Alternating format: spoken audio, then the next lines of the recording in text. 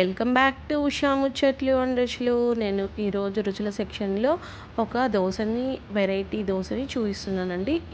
ఈ దోశ మీకు తెలిసే ఉండొచ్చు, కానీ ఇది మినపప్పుతో కానీ బియ్యం వాడకుండా కేవలం మసూర్ దాల్ తోటి, అదే అండి ఎర్ర కందిపప్పుతోటి దోశలు ఎలా ప్రిపేర్ చేసుకోవాలో హెల్దీ వేలో నేను చూపిస్తున్నాను. మామూలుగా డయాబెటీస్ పేషెంట్స్ వాళ్ళు దోశలు తినడానికి భయపడతారు కదా, ఎందుకంటే దాంట్లో బియ్యం వాడతాం, కార్బోహైడ్రేట్స్ ఎక్కువ అవుతాయి అని చెప్పి. సో ఇలా ఎర్ర కందిపప్పుతోటి వాళ్ళు కడుపు నిండా తినేలాగా మనము ఈ దోశలు ప్రిపేర్ చేసి ఇవ్వచ్చు. మరింత హెల్దీ వేలో రావడానికి నేను ఈ కందిపప్పుతో పాటు క్యారెట్ని కూడా వీటిని పిండి ప్రిపేర్ చేసే వాటిలోటి వేస్తున్నానండి. ముందుగా ఒక 1 అవర్ కానీ హాఫ్ అన్ అవర్ కానీ మనం కందిపప్పు నానబెడితే సరిపోతుంది. ఒక 1 అవర్ తర్వాత నానబెట్టాక ఒక కప్పు కందిపప్పుకి పావు కప్పు క్యారెట్ తీసుకుంటున్నానండి, తరిగిన క్యారెట్. అలాగే 2-3 రెబ్బల ఎల్లిపాయలు, అలాగే ఒక హాఫ్ టీ స్పూన్ కారం వేసుకుంటున్నాను. మీ దగ్గర ఉంటే ఎండుమిరపకాయలైనా వేసుకోవచ్చు, నా దగ్గర లేదు కాబట్టి కారం వేస్తున్నాను.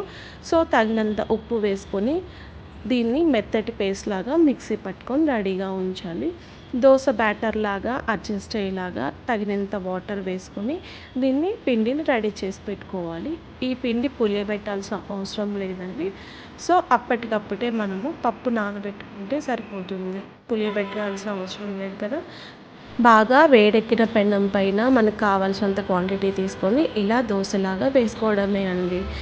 కొంచెం ఒక 2 సెకండ్స్ 3 సెకండ్స్ అయ్యాక కొంచెం ఆయిల్ వేసుకొని మరోవైపుకి కూడా దీన్ని టర్న్ చేసుకొని మనము ఇష్టమైన చట్నీతో సర్వ్ చేసుకోవచ్చు అండి. కొంతమందికి అయితే ఇలా ప్లెయిన్గా తినటం ఇష్టం ఉండదు కదా, సో మరో రకంగా కూడా వీటిని తీసుకోవచ్చు.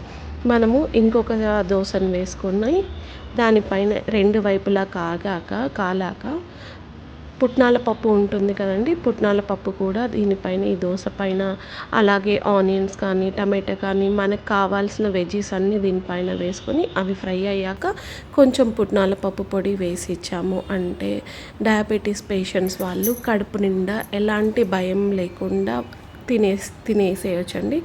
ఇది పిల్లలకి కూడా చాలా మంచిది. ఎప్పుడు ఒకేలాగా కాకుండా ఇలా వెరైటీగా ఎర్ర కందిపప్పుతోటి ఒకసారి దోశలు ట్రై చేయండి.